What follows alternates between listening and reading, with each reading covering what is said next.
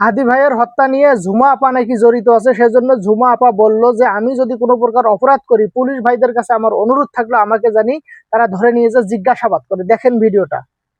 আমার যদি কোনো দোষ থাকে আমি প্রশাসনকে অনুরোধ জানাই তারা যাতে আমাকে গ্রেপ্তার করে যাতে আমাকে ইন্টারোগেশন করে, এবং ইন্টারোগেশন করে যদি কিছু পায় তাহলে যাতে তারা সেটি সঠিকভাবে ব্যবহার করে। আমি যদি কোনো কিছু করতাম অফকোর্স আমি ভয় পেতাম, আমি কিছু করিনি তাই আমি ভয় পাচ্ছি না। ইভেন আমি একটা জিনিস খুব স্ট্রংলি বিশ্বাস করি, যদি আমাকে কোনো অত্যাচার বা জুলুমের মধ্যে দিয়েও যেতে হয় আমি এক বিন্দু পরিমাণ ভয় করি না, কারণ আমি শহীদ উসমান হাদির সাথে দীর্ঘ 1.5 বছর কাজ করেছি, এবং তার সাথে যারা কাজ করেছে আমি মনে করি না কেউ এই জিনিসগুলোকে ভয় পায়, অন্তত যতক্ষণ এটা মিথ্যা। যদি এটা সত্য হতো আমি আসলেই ভয় পেতাম, কিন্তু যেহেতু সত্য না আমি ভয় পাচ্ছি না।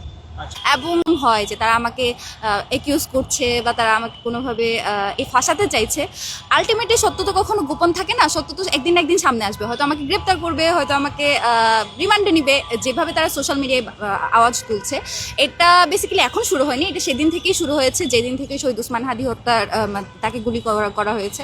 তো তাদের আসলে ভয়ের জায়গা যেটা, যদি শহীদ উসমান হাদির বিচার হয় সেই বিচারটা হলে আসলে অনেকেই ফেঁসে যাবে।